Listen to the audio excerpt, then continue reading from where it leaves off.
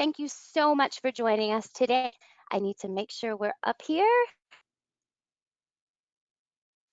So, just in case you have joined by accident, you are here to talk about the survey that we conducted recently with Greenhouse.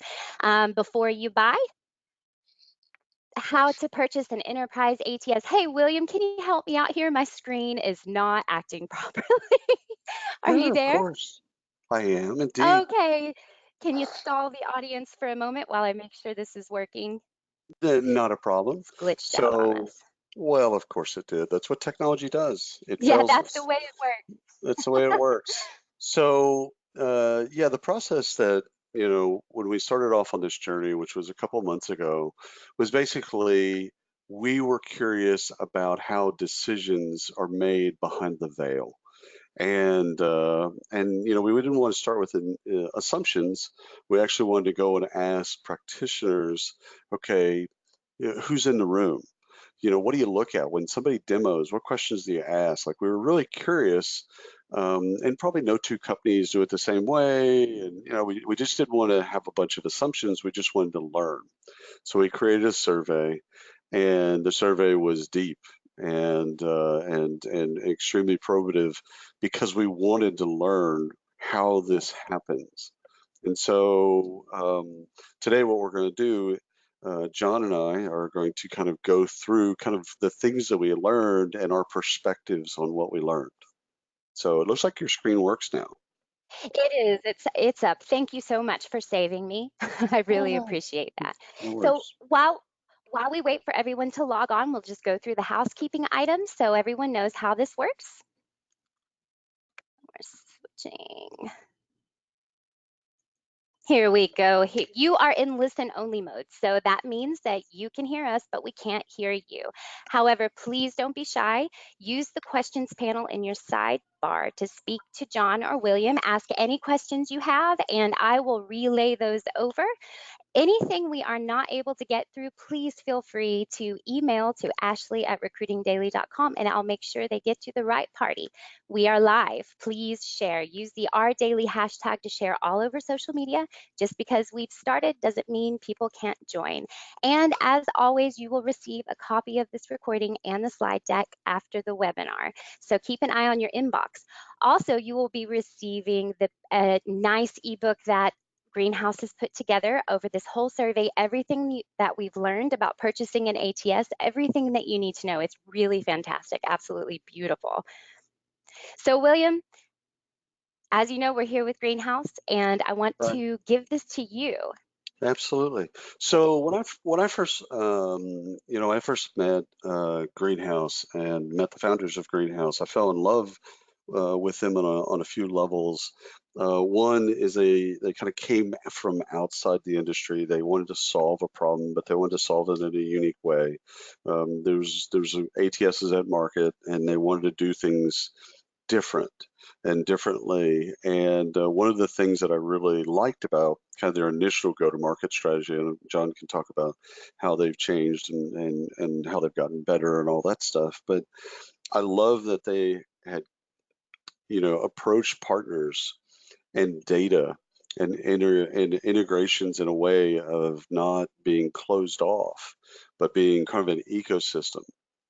And I like the idea that they kind of came to market with a great API story, and a great API team, and then they wanted to connect into a workflow for recruiters because at the time, this is years back, but at the time, workflow was really tough for sourcing good recruiters and hiring managers, et cetera, to get in and out of an application, it was, laborious. And they were trying to solve that at the same time of solving some of the difficulty that we have in hiring. So that's my take on Greenhouse. Now, Jon will tell us a little bit about, himself and the origin story. So, Jon, why don't you, give us the kind of how you and Daniel kind of cooked this whole thing up. Just give us the origin story and tell us a little bit about yourself.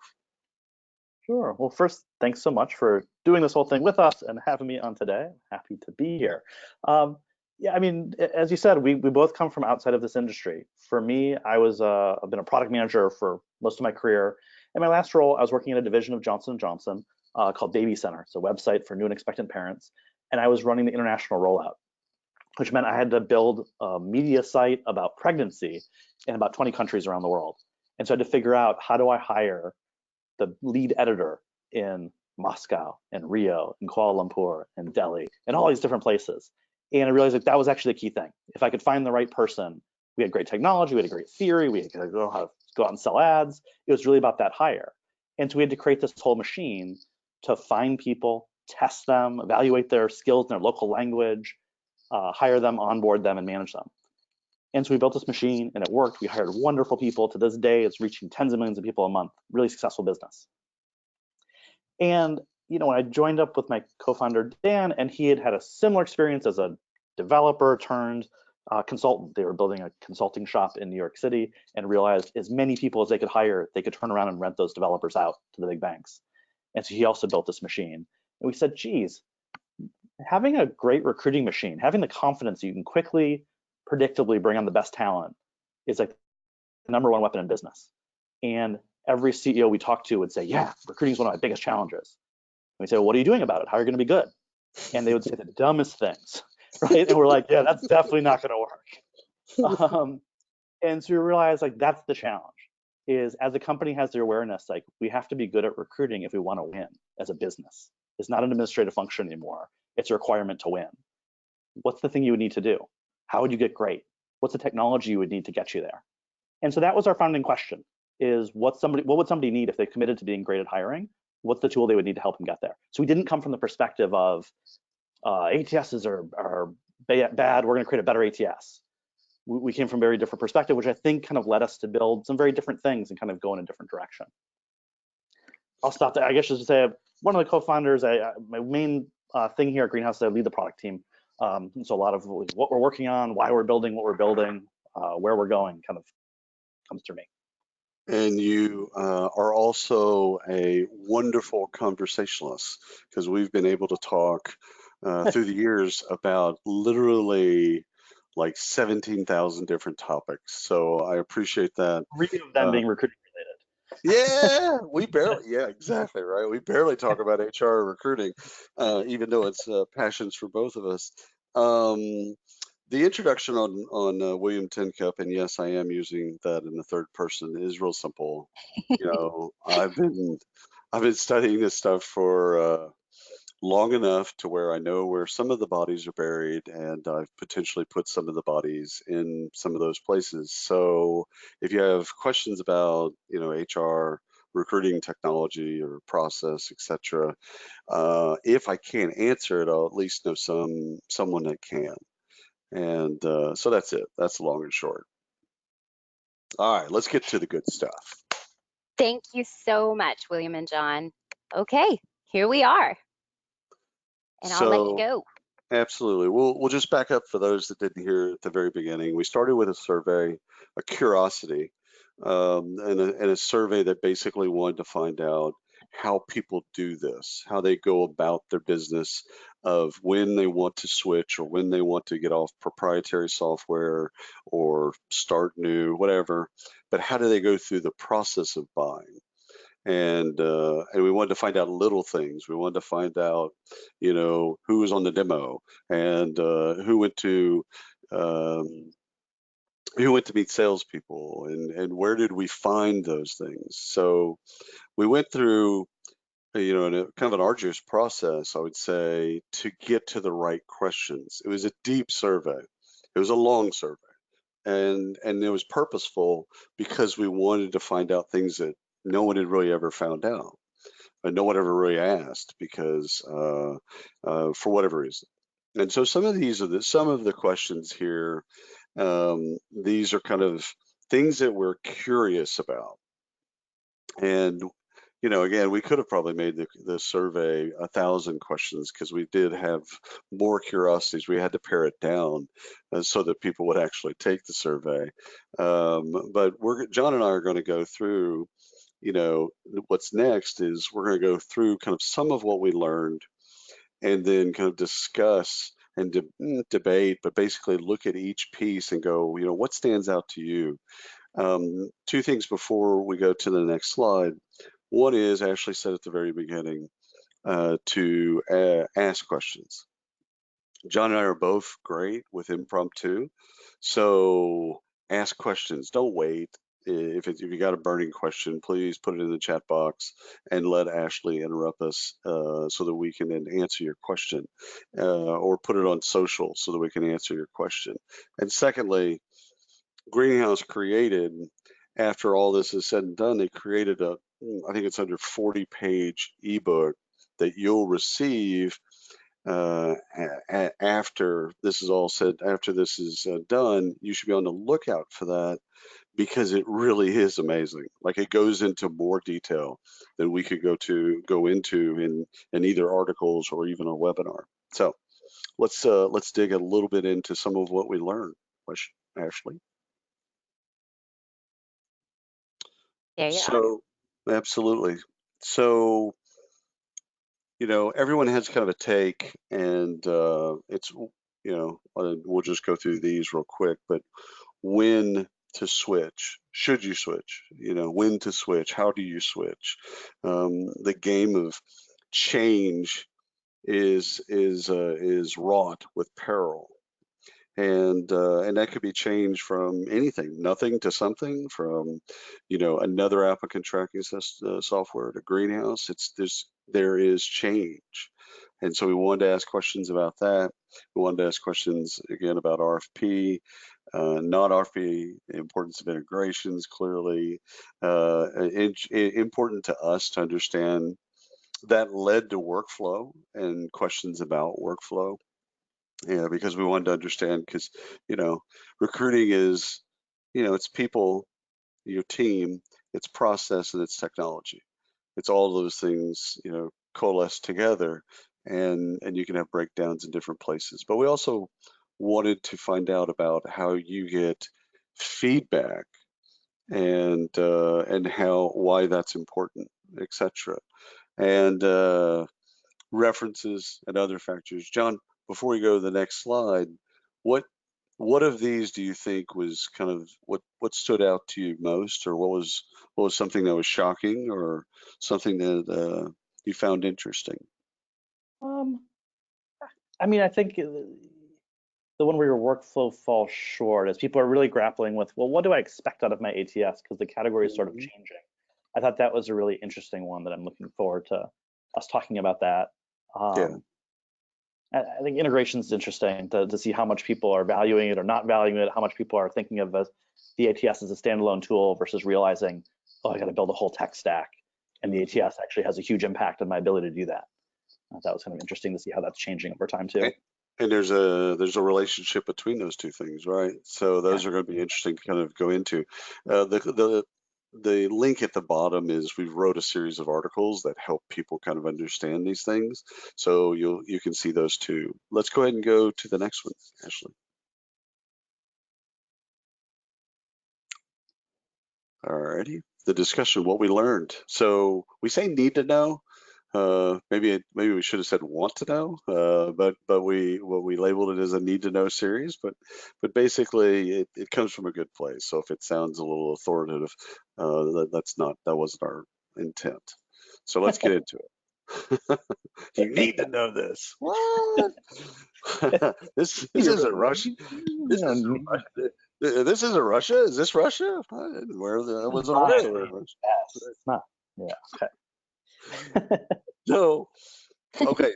So one of the things that I think we didn't know, we had probably an idea that there was a structure here, but 90% of the Fortune 500. Okay, that kind of. So what are the other 10% doing? Is really what kind of stood out to me is, why isn't that 100%? John, what about yourself? Is there anything? I have no idea. I mean, I love it. We find companies who are like, yeah, we're 30 years old, we've got 5,000 people, no ATS. And you say, well, how do you do these things? And it's like, well, they built a great company. They hired a ton of people.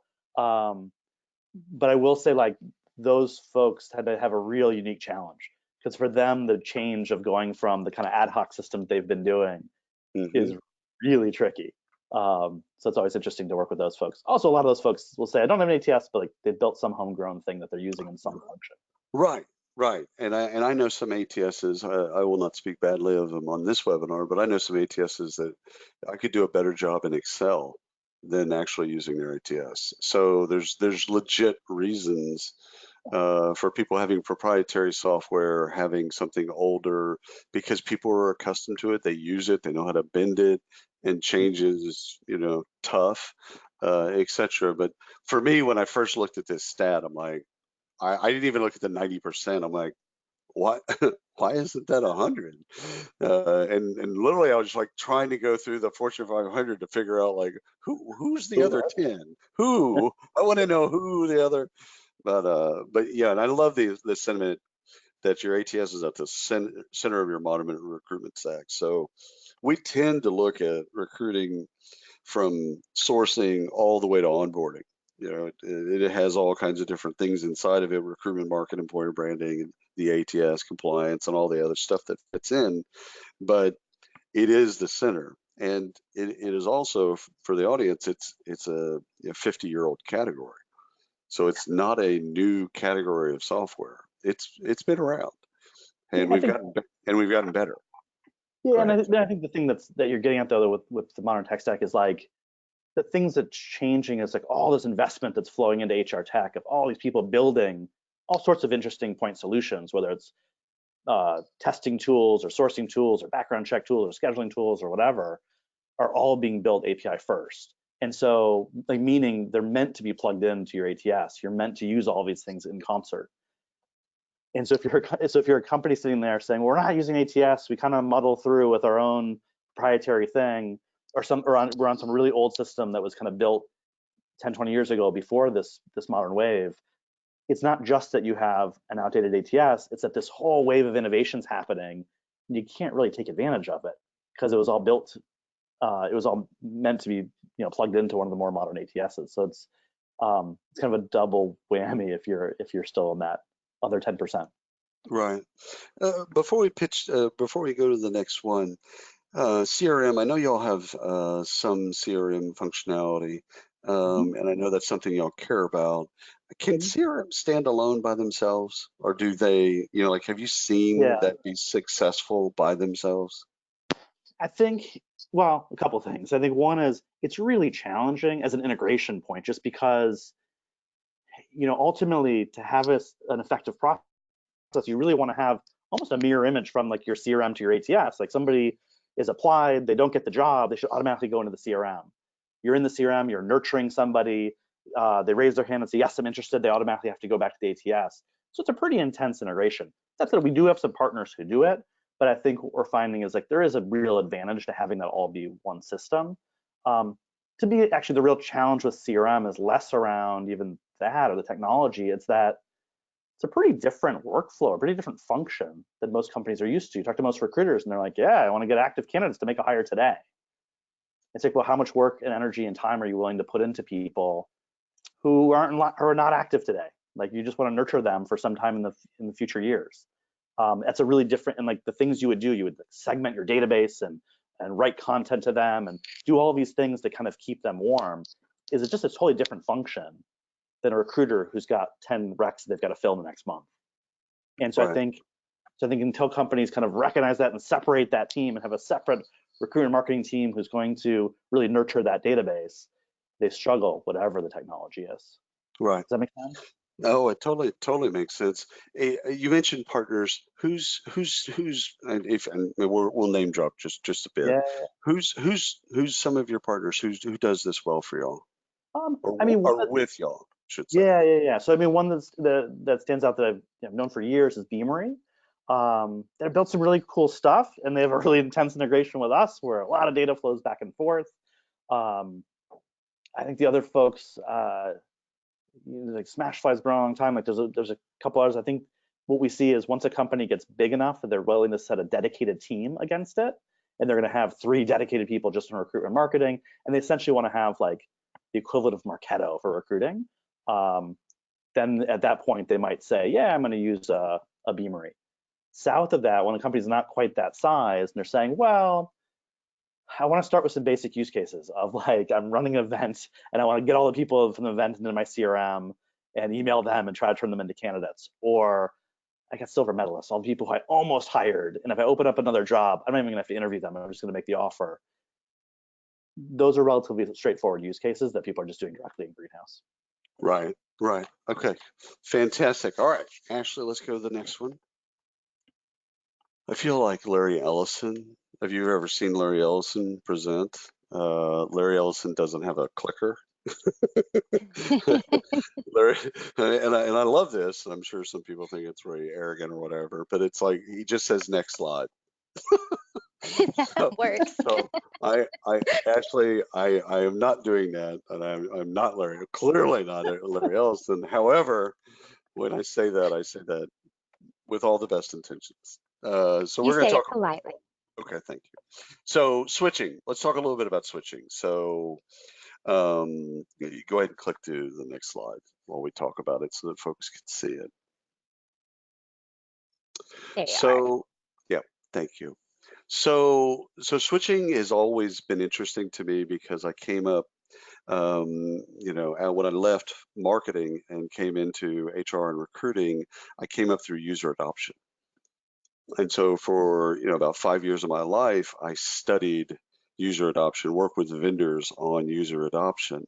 And so when the bell rings and people move to something new, what happens?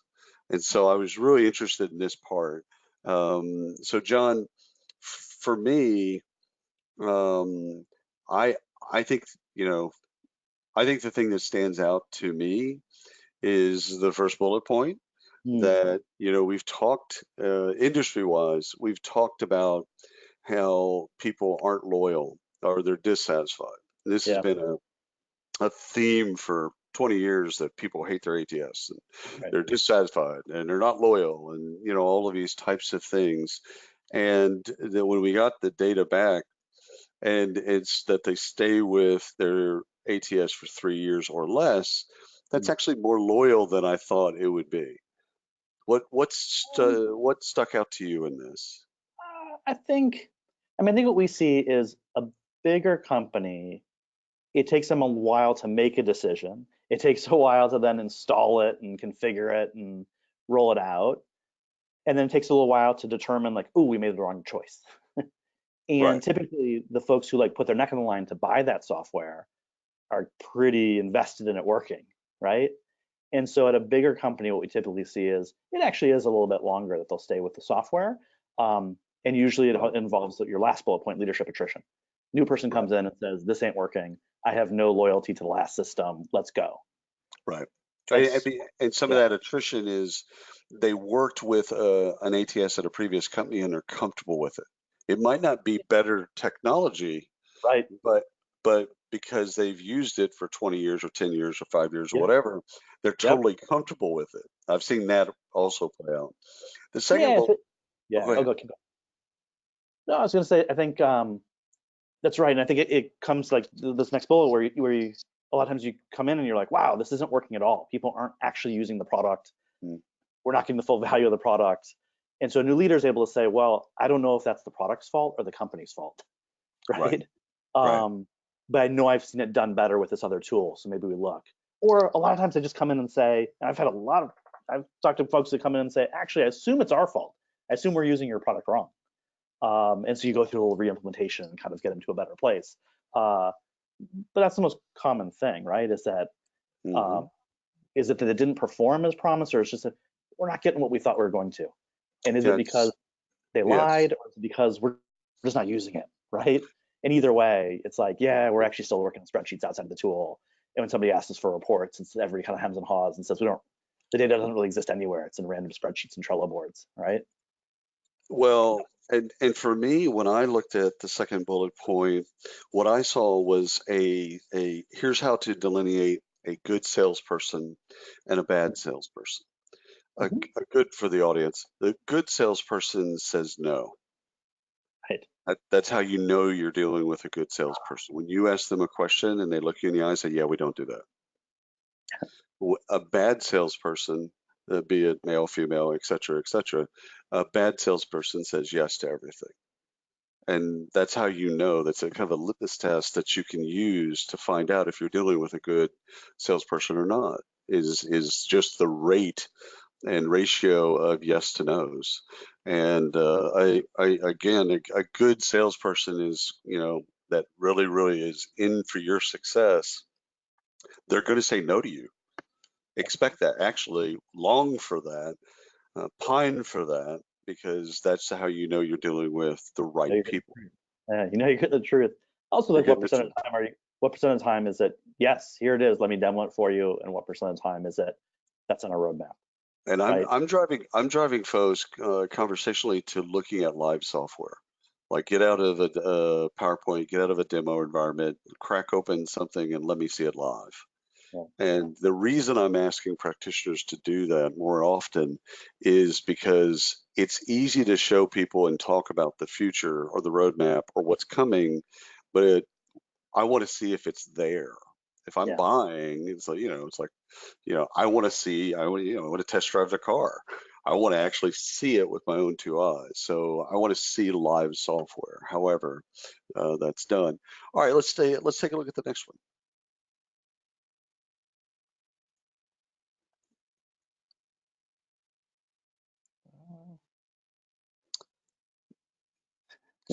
So you can go ahead and see John's quote.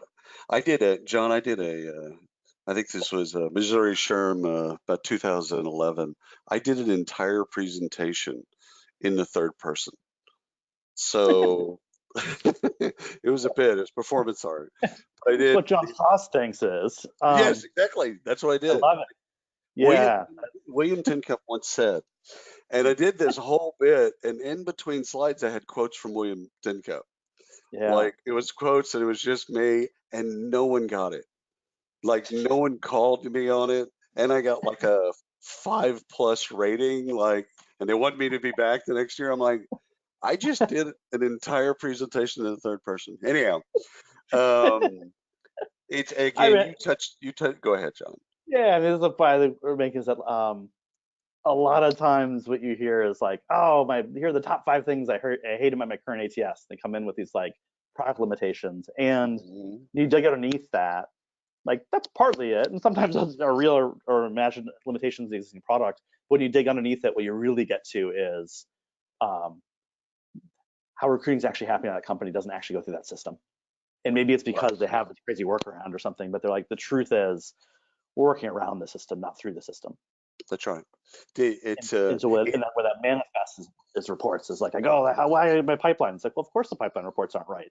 Your pipeline's not in your system. It's in like the spreadsheet sitting next to your system. That's right. And like, that's the hell. And that's a training. That's an opportunity for training and getting people to actually use the product for what it's there, to understand all the features, benefits, and attributes of the product, and to get people to kind of agree on how to use it. And sometimes, like, there are real limitations, right? I think some of that we've seen is we have a big practice in taking people from, we call them kind of starter ATSs. They're like, fine, they're for 100 people, you can use it, it's really cheap, and you grow out of it. And they say, I'm growing out of it. And you say, well, why? Like, what is it that it's where it's falling down? They sometimes have trouble articulating it. And I think what we see is there are places where, like, well, the complexity of my business has gotten that I can't represent reality in that system. For instance, like, I'm going to hire 10 engineers, but off of one rec. So I need to have one rec that I can hire 10 people off of, and understand like my time to hire or my hiring speed on each of those 10 things differently. Or maybe I've got one rec or one pipeline, I want to advertise it in 4 different ways. I don't want to create 4 different jobs in my system. I want to create one job with 4 different ads on top of it. And so there's some flexibility things there where people say, yeah, I can't do that. And so I end up in these workarounds, and the workarounds end up pushing me offline out of the system. And suddenly that's what they mean when they say, oh, I've grown out of the tool. So like, there are times where it's not just like, well, you just have to train them better. It's like, well, no, sometimes the complexity of your process has gotten beyond what your tool can support. Right. Yeah, you've outgrown it. And again, when companies acquire another company, and then you're an hourly, and then you acquire a corporate, and where most of the employees are corporate. Now you've got a mixture, a blend, and things change. So it's okay to notice that and to find, okay, this doesn't work for us. But that's also your team and where you're structured. That's process and it's technology. The entire stack of technology. Ashley, let's go to the next slide. There you are. Okay, so RFPs. Let's go to the data of RFPs, and I'll give you my take. So I think RFPs are singularly one of the worst tools to use in evaluating software. I know that they're horrible. And the thing is trying to fit in an experience like software, which is both, there's an intelligence to it, but there's a rationale to it, and fitting that into Excel doesn't work. I know procurement wants that. And the bigger the company, the more procurement wants to have 3 bids and all that other stuff. I get it. The problem is you looking at software and seeing if it's going to work for your team. That doesn't fit into Excel. Does it, can you do college recruiting? Can you do events? Can you do this? Can you do that? Yeah, well, you can check all those boxes, but it's the breadth and depth of those boxes that you won't know until you dig into the software and you really see it with your team. So I generally tell practitioners, never create an RFP. Create a short list based on your peers and like peers. So if you're a practitioner that runs recruiting at Delta Airlines, talk to your peers in the airline industry and find out what they use and what they're happy with. And that's going to build you a short list of people that already understand your industry, and then go demo the software with your team and work backwards. And okay, we like this, we like this, we like this. These are all solutions that we like, and then go into that buying cycle. So RFPs for me are a horrible way to buy software, but I'll get off my soapbox. We'll talk about the data that came back, which for me, features and functionality. I'm really surprised that price wasn't number one. So when I first looked at the data, I had to blink a couple times because I thought I was starting to get cataracts or macular degeneration or something, because I thought price was going to literally be 100%. And of that, that's the key concern. At the end of the day, these things are all kind of or commoditized, and they're not either of those things. But I just want to know the price. And so, what stuck out to you, Jon? First I would say, I totally get where you're coming from with the challenges of RFPs overall, and I would agree. And I understand why people want to have a structured process. They want to have evidence of why they're picking what they're picking. But I also share the thought that, for a lot of customers we talk to, they haven't been in the ATS market for 3 or 5 or 8 years. They don't know all the things out there. And so a lot of times they build the RFP really around their current pain points. And so the RFP is kind of a reaction to their current software. And it's well, yeah, but the categories change. There's all a whole mess of stuff that these things can do now that you don't even know to ask for those things. And so we frequently go talk to people and we're like, wait, the key things that you should be deciding on, the key things that are actually your big pain points you care about, didn't even make your RFP. And they're like, well, we didn't realize we could ask for those things, and we didn't realize ATSs do those things. Right. So notion, I want to do structured interviewing. They're like, yeah, but what does that have to do with ATS? It's well, it turns out everything. That's actually where you're going to do it or you're not. The price thing was actually not as surprising to me. What I'm seeing is that there's more and more understanding that recruiting is really important. Getting it done right is really, really valuable. Being bad at it is really, really bad. If you quantify it in dollars, it's humongous. The amount of money tied up in doing it badly or well is not about your cost per hire. That's the least of it, right? And the difference in 2 ATSs, if one is $10,000 or $50,000 more than the other, in the big scheme of things, actually doesn't make that much of a difference. Like if one of them can help you be successful in recruiting and the other one's not, people can get over it and say, I'll find a way to do the extra $50,000. It's 2 agency hires, for God's sakes. It's not the end of the world. You've really hit on something wonderful, is that recruiting lends itself, or could potentially lend itself, to competitive advantage. So if we look at it through the lens of, okay, what do we need to do to create real competitive advantage? Well, that starts in hiring, because you can't do anything in HR until you hire them. So you have to hire them. And so you want to get, and the candidates are moving faster than we are these days. So one of the things that you look at is how fast can we go? How fast can we stay up with, or how can we stay up with our candidates? And can we create competitive advantage, or how do we create competitive advantage? I got to stop real quick because we got 2 questions. We're going to go through them really quickly. And John, one is, what do you recommend for an enterprise considering an all-in-one solution versus best-of-breed solution that uses lots of integrations? I've got a take on that, but do you have a kind of a standalone take? Yeah, I mean, when it comes to when somebody says, hey, like there's a real benefit to having a best-of-breed ERP system that's going to do everything, and recruiting is merely one module. What we typically see is like the IT team says, well, that sounds great. I don't have to do any integrations. It'll just plug it in and it'll just work. And when the recruiting team looks at it and they say, well, recruiting is actually really important, and the ATS module itself of those things are generally not that good. It's hard to be great at everything. And Right. usually for those companies, the ATS is never their first priority. It's usually priority 12.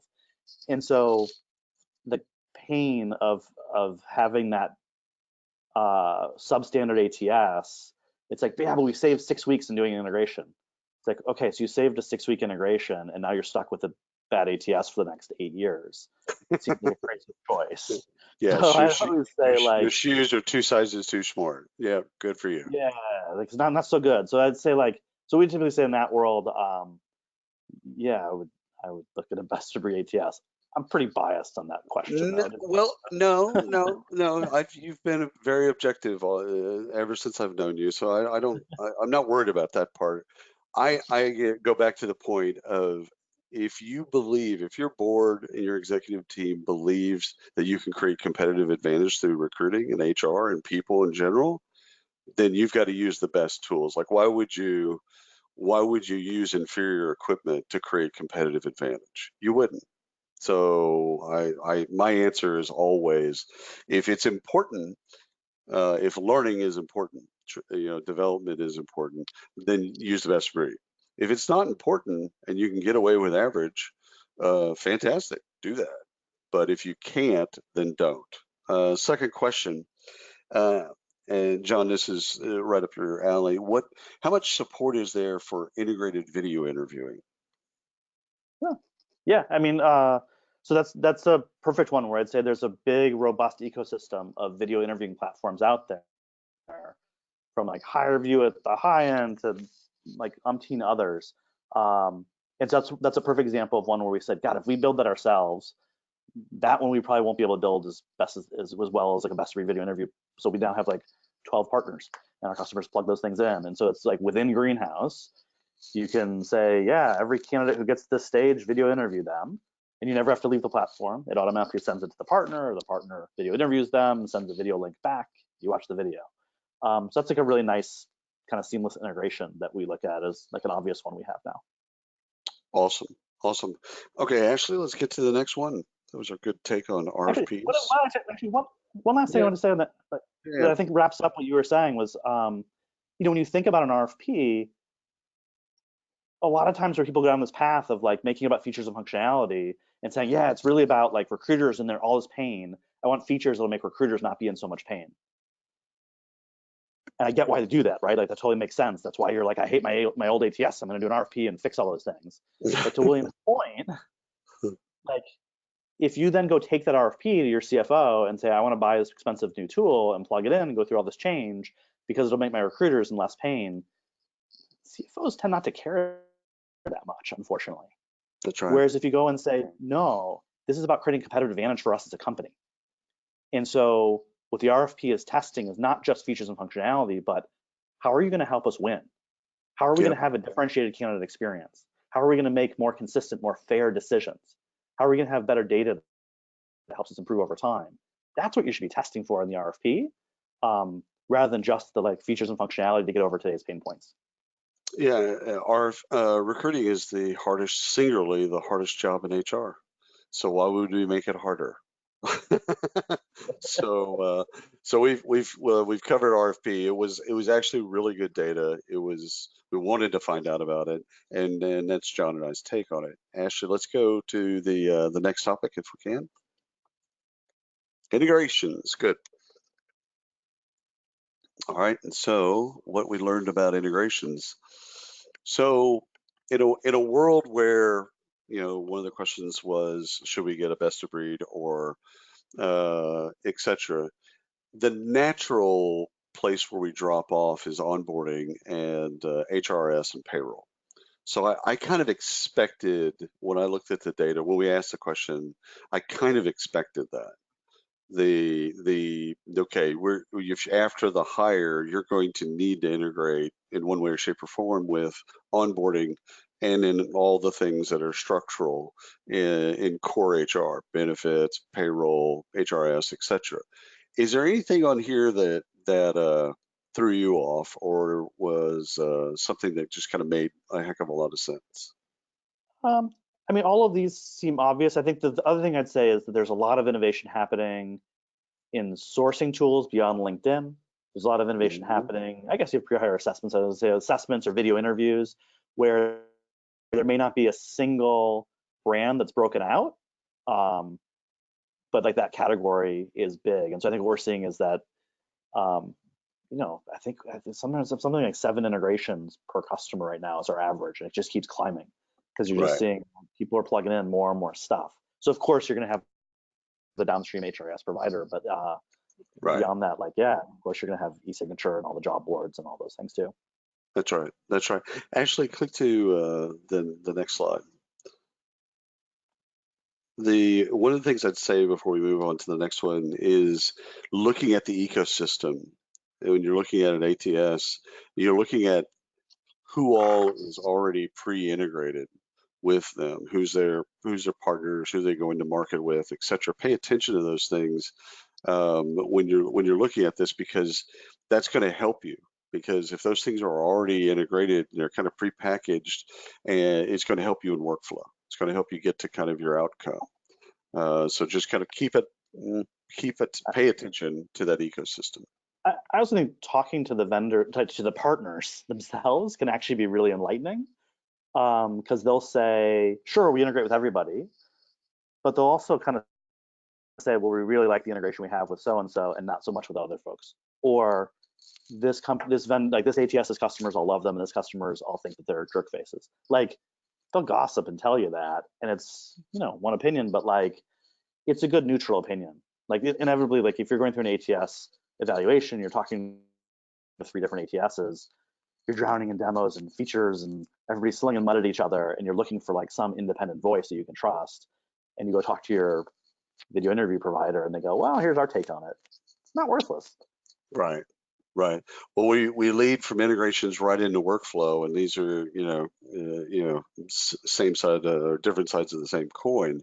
And here's some of the data that we actually and these were all shocking to me. So on some level, is that they thought and really believe in their heart that there's a magic bullet, that if you change technology, that somehow it fixes some type of process inefficiency, and it doesn't. And the fact that people believe that, like, those numbers for me should have all been single digits, or zeros. And so when I initially looked at that data, I'm like, I can't believe 37 out of 100 people believe this. Because it's just, there is no magic bullet. There's no silver bullet, and they're not going to. Technology doesn't in and of itself fix process. It can highlight breaks in the process. It can, but it doesn't fix inefficiency. What did you see when you looked at this data? I think there's like a micro way to look at it, which is like, hey, I'm using this tool and it takes me 7 clicks and like I have to, to jump on one foot to get to look at a resume. And in this new tool, I just like, it's like Tinder. I look at the resume and I swipe left or right, and Right. like that's gonna save me time. Sure, like the tool actually will be that much more helpful and will save you some time on those clicks. I think the more profound thing though is what I think what you're getting at, which I totally agree with, is if somebody says, we're going to go from an entirely unstructured process where we get a resume and we do some random interviews, and then the most senior person bangs on the table and tells us who to hire, to a structured process where we decide up front what are we looking for. Every interviewer has a plan of what they're supposed to do. We capture structured data afterwards. We make a fair, rational, consistent decision. That a tool can be really helpful for, but it by no means just makes it happen. Right? Like that's a big organizational behavior change that I'd argue would be a really hard change to make without technology. To say we're just going to do that in Google Docs and it'll just magically work is really hard, and you rarely see that happen. But merely plugging in software that's meant to help you with that won't do it on its own. It's still like a big social change that's happening inside the org. So for us, like that's kind of what we're very much obsessed with, is how do we help people make that change? And candidly, like many of our customers make it and some don't, or some like they make it team by team. And one team will say, we're going to work all differently. And another team will say, no, we're resisting for a while. That's right. Well, the work starts, and this is for practitioners. John, close your ears. The work actually starts after you sign the contract. And I think for years we believed that the work was picking the right software. And yes, there's a lot of work there, and you got to get it right. And I get all that.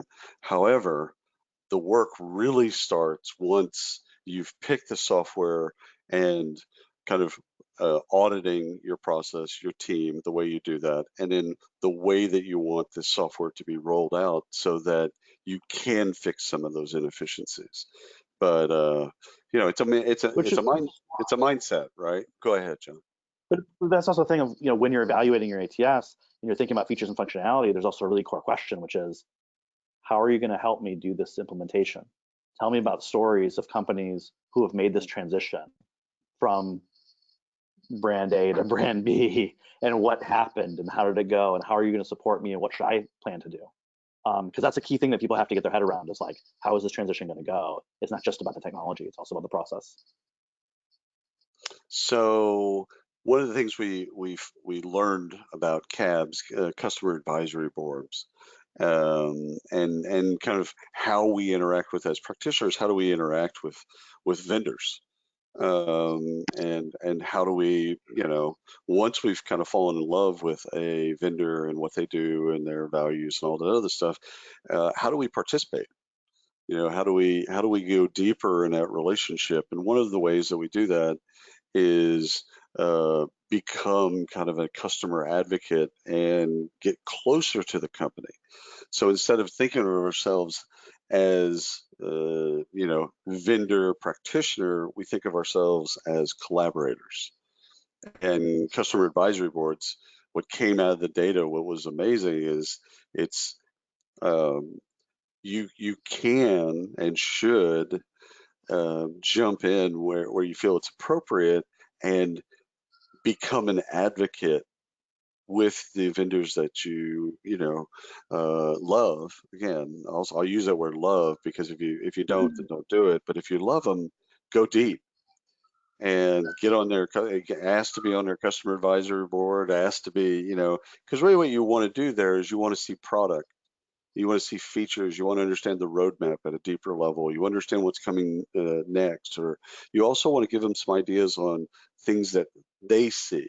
And so it becomes, again, a collaborative process. And vendors love that, because it helps them, instead of guessing what you would like, which none of the great companies do that. They don't guess, but you can have this relationship, and you should have this relationship. John, what stood out to you about the dynamics in cabs? I think so I kind of disagree in a weird way. Like, on the one hand, I think so from my perspective as a product person, my ability to listen and understand my customers better and their needs and challenges is like a competitive differentiator for me. Like I have to listen better. And so for me, there's a ton of different ways that I do that, of how do we systematically listen to tons of different customers and tons of different users within those customers, whether it's through usability tests or looking at the data of what they're actually clicking on, or what they're reporting to support or our customer success team, or what our salespeople are saying about prospects are bringing in. So there's all these different channels. But I find and so I think customer advisory board is merely one channel of that. Yes. And what I find with that is it's hard to make it representative. I have 4,000 customers. Yep. And getting 20 people isn't going to be totally representative. And even what I find is the 20 people at those companies who join and say, yeah, I'll fly out and I'll come to the meeting, I'll look at the roadmap and we'll talk and it's great. And you have a great interaction with them. They don't even represent their whole company. Right. And there are different stakeholders in their company who feel totally differently. And so I think the overdependence on a cab, I was like, I don't really buy that. I think there's a million different ways you have to listen. So if I was like evaluating an ATS, it would less be about, can I be on the cab? Because everybody can't be, right? There's too many. It would be, how transparent are you? How will I know what's coming? 2 is like velocity. Like, do you guys do one release a year? Is it basically dead and the product hasn't changed in 5 years, or are you like going? And 3 is like, how do I have an input? Can I do usability testing? Do I get to talk to people and put in my 2 cents? Like, those are really good questions to ask. I think the cab thing, I was like, that's only one. It is. Yeah. It is. No, that totally makes sense. And what's great about that is you've broadened it out and saying, hey, there's many ways to actually work with people and work with your vendors, cabs being one of them. And but yet again, there's different ways to interact with your vendors, but interacting with your vendors and collaborating with your vendors, top of the list. Really It's just pick the way that you want to do that, and your point, it's really fun from our side. I was out last night with a customer. Agreed. He's so brilliant, and like, he's telling me all the things he wants. I'm telling him all the things we're working on, figuring it all out together. It's like, that's really fun, actually. So I just love to do that. Yeah, I literally learn every time I talk to a practitioner. Yeah. So one of the things that we wanted to talk about and we wanted to research was about references. And one of the things that we found was the like me references. So I would assume Greenhouse has a staple of references, of people that have been asked, will you be a reference for us? And they will. For practitioners that are making this decision, first of all, go through the official process and get those references and talk to all of them and ask them tough questions and do the things you would normally do. And see if you can find the like me references. The like me references are the example I gave earlier, well, 4,000 person healthcare facility or Delta Airlines, etc. You want to find those and see if you can talk to a couple people that, where they have similar problems of yourself, and see if the software helped them, and in particular how it helped them, and all those types of things. What are important about references for you, Jon? Again, I think it's that point of like, the ATS buying process can be really confusing because there's a lot of vendors throwing you stuff, and at some point they all start to blend together. And so you get to talk to somebody outside of that who's like, no, I've actually used it, and here's the good stuff and here's the bad stuff, can be really impactful. And you're right, like obviously we have a list of people who have said, yes, I'll raise my hand, I'll be a reference. But I always encourage people, you should go outside of that too. Like, if you're a recruiter, you're probably relatively social, you know other recruiters, you probably know somebody else who's used our product, like call them and ask them. And also like call the partners. That was, the other point is you should do that. I think for us, like, I'm sure we have people who get mad and don't like the product, but generally, like, people are really happy customers, and that's where we get a lot of our customers from. It's just folks who use the product elsewhere and then moved over to Greenhouse and or moved to a new company and chose us again. So, Mike, I think it's a valid way to kind of get an unvarnished truth. Right. So one of the things I would add to everything that John's said is when you look at references, there's two other things that you could add into your process there. One is to ask the salespeople that you're interacting with, that you've built a relationship with through this process, ask them for people that have said no. So, you're working with them. It's like, hey, listen, you've had some deals that just went south or said no, or at the end of the day, they went with somebody else. Would you mind me? Would you mind if I talk to them? Like, I just really kind of want to find out, like, what was the thing that was it a price thing or whatever? What was the thing? So that's one thing that I would suggest is just that's another way of looking at references. The other is buyers versus admins versus users. And think of those references in those ways that when you're talking to a buyer, the buyer of the software, depending on the company, might not actually be in the software. And so you want to make sure, and that might even be yourself, you might be that person too. So no judgment to that. But you also kind of want to stratify and talk to other people on that value chain, the folks that are the admins that kind of manage the software, and then the folks that are using it day in and day out, and all the different types of people. So you can really kind of go deeper into references, but references are important. And they're, again, like John said eloquently, it's a data point.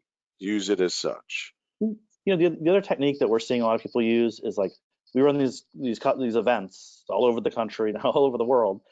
We bring for a day or 3 days, we bring a few hundred people together to talk about recruiting and greenhouse and training and all sorts of different topics. And a lot of people who are in the buying process will actually come, and they'll say like, yeah, I'm going to be surrounded by people who are using the product, and you can kind of get a much more unvarnished look. You can ask them on the break, so how's it actually going? If there's a big decision, if you're like, we're gonna be stuck with whatever tool we choose for a couple of years, it's worth going to that event and seeing like what kind of community you'll be a part of and what do the other people in the community actually say for real. Right. So listen, we've got only just a few minutes left. There's no questions in the queue. If you do have questions, even if it's after the webinar, hit Ashley or John and I's email, and or hit the chat bot. We'll try to hit it. We're going to go through these next 3 slides fast because we've already talked through them, but you're going to get the slide deck in the webinar once it's loaded up, probably within 24 hours, hopefully. And so let's just click through this. Ashley, the 3 slides that basically talk about the 6 things that we learned, because we've already talked through them. Okay, so we'll back up and then go forward. So this research was set out to kind of figure out how pieces come together, what questions, how you go through your process. I want to thank Greenhouse for allowing Recruiting Daily to go out and do this, because it was both a challenge to do, but it was fun work. Yeah, thank you for doing it. This is it's a neat topic. I'm glad we got to do this together.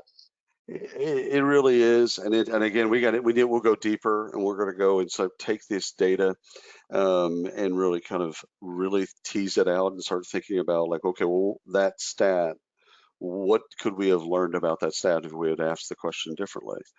John and I are both resources for you. So when you're looking at this slide, you see John's pretty picture and then me in woolly mammoth mode. And you've got our emails and our websites and all that stuff. We're both pretty easy to find. John's much nicer than I am, so reach out to him first. I went to the University of Alabama. John went to the University of Michigan.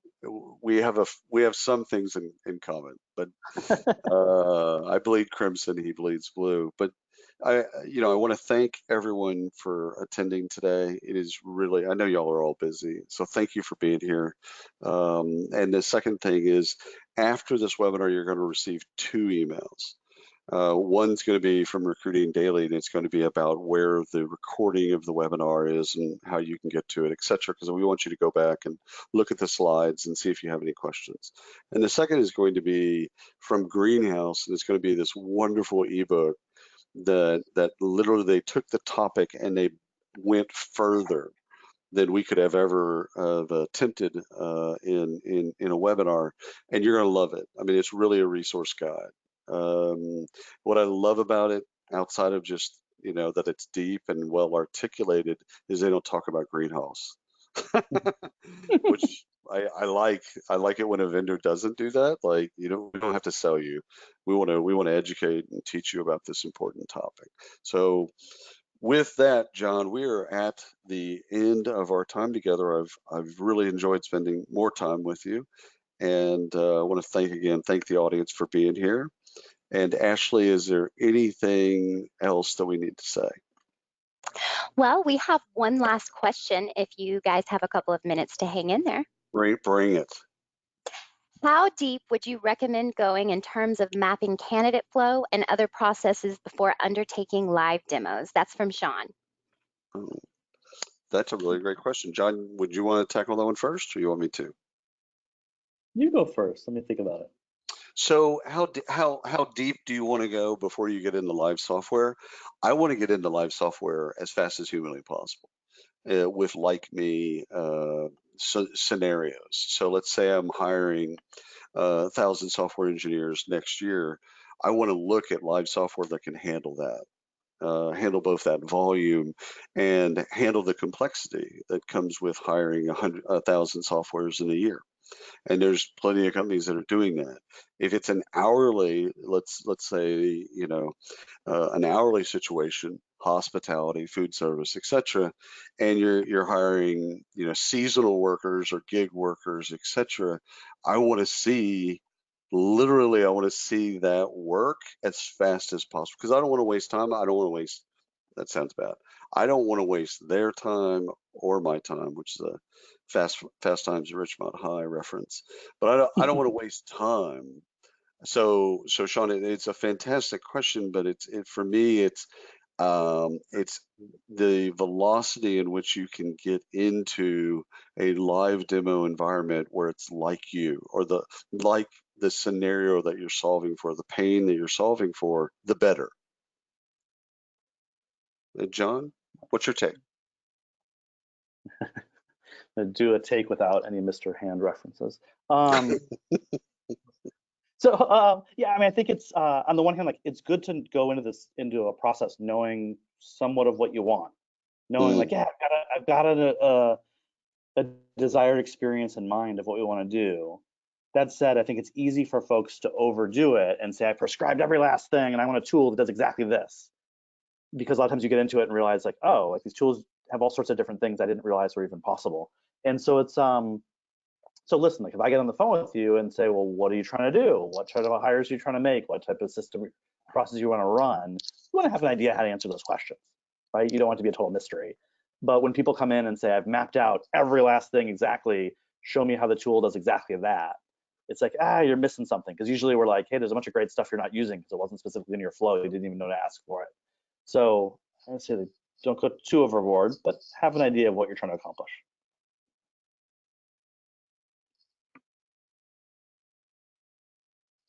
Okay. Thank you And so Ashley, much. there you go.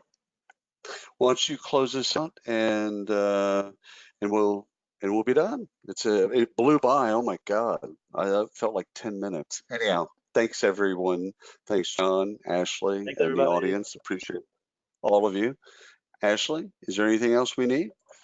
That would be it. I would just say, talking about hiring 1,000 software engineers, we're going to do that in an hour next week on the 11th, so at 2 p.m. So if you have the time, join us. Thank you so much, John. Thank you, William.